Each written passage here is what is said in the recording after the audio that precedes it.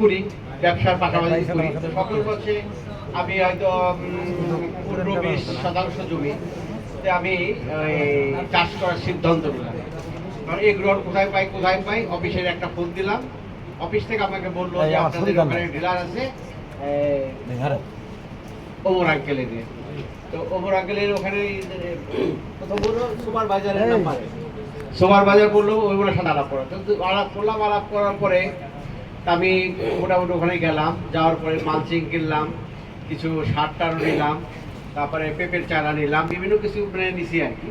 তো হয়েছে কি, প্রথম তো আমার জীবনের প্রথম, তো আমি মানে পারফেক্ট এগ্রোনের মানে নির্দেশনা আমি ফলো করতে পারিনি। আমার যে পেঁপের চারাগুলো দিচ্ছে মাশাআল্লাহ, মানে সবাই যখন দেখে, আমি পরিচর্যা করতে পারিনি।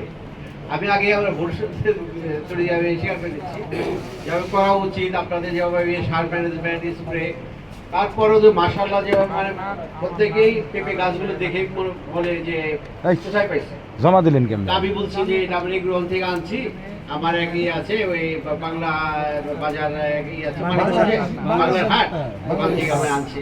বাংলা আমি মাঝে মাঝে বলে দিই